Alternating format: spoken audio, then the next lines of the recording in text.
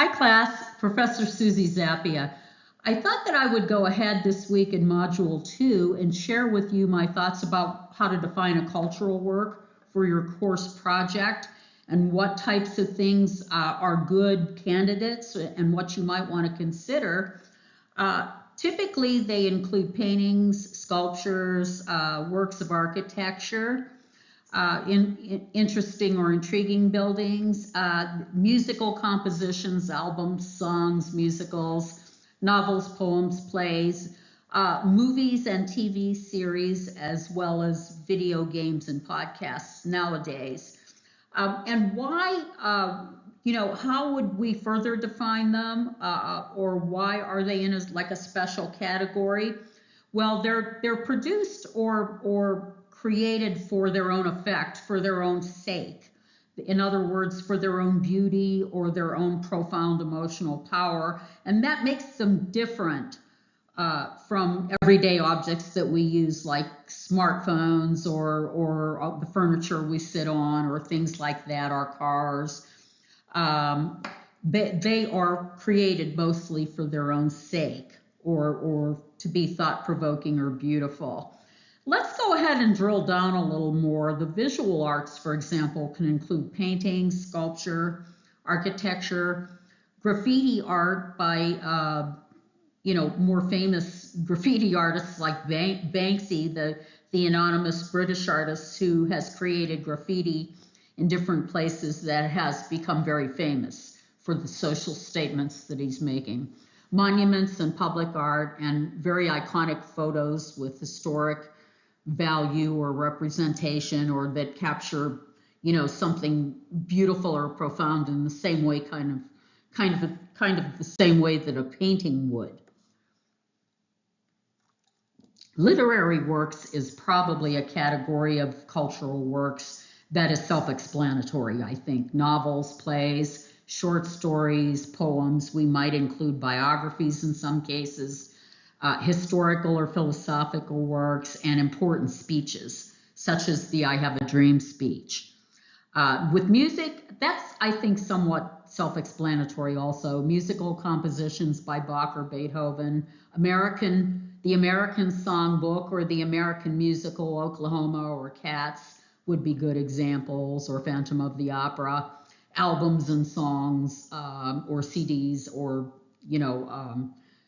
songs that are produced, that are put into a specific form, that somebody records, and music videos. Feature films, film is comprised of, movies, 2.5 hours typically. A feature film or a movie nowadays, they tend to be very long, but maybe 2.5 hours or 2:45 on the average. Documentaries by people like Michael Moore, who have an agenda. They want to bring attention to some kind of corruption. TV series, dramatic shows such as those set in hospitals. Sometimes TV commercials can be very iconic, such as those that run during the Super Bowl, video games, and podcasts. Now, what sorts of choices are good ones for the course project? I always encourage students to consider really famous paintings because they'll find lots of good material, both on the web or in the library.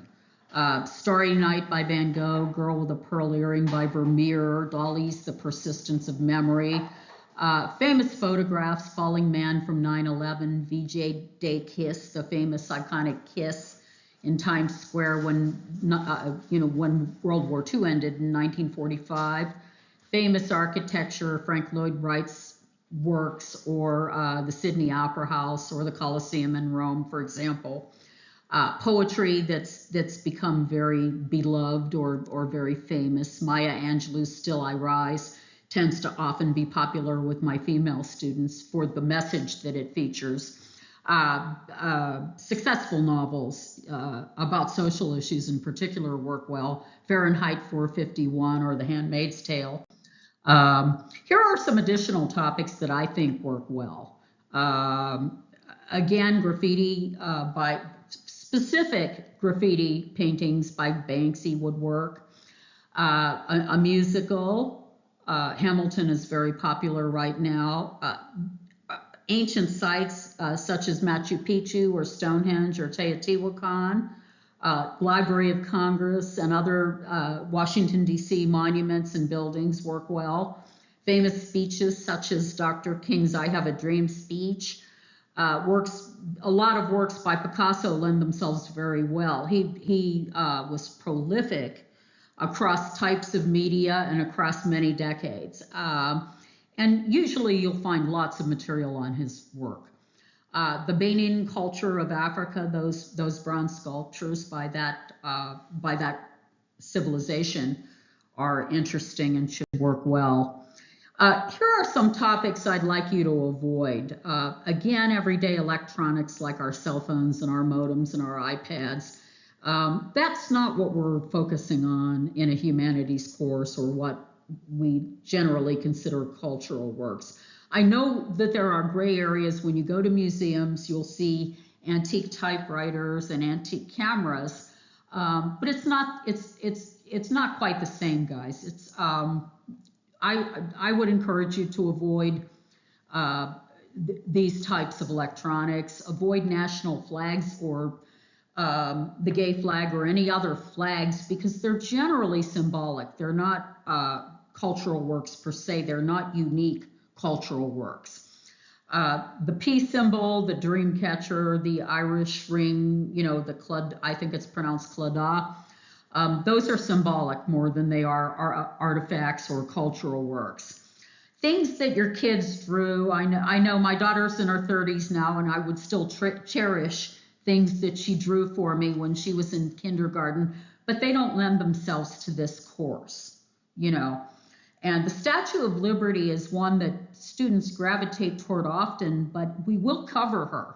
We'll cover Lady Liberty in one of the modules about halfway through. So bear that in mind, please. I have a few other suggestions that I can quickly toss out there. I'd say the King Tut golden funeral mask is a good choice. The Rosetta Stone, the Chinese terracotta army, there are like 1,000 figures, each with a unique face. The Olmec heads of Mexico, Nefertiti's bust. I really invite you to thoughtfully choose something that you'd like to learn more about because it's part of your education, and I think you'll find the journey valuable if you choose thoughtfully. Do feel free to reach out to me at any point, and we can chat about potential choices or a choice that you're entertaining for the project. Thanks, class. Appreciate it. I look forward to reading your potential choices. Thanks again for watching and listening.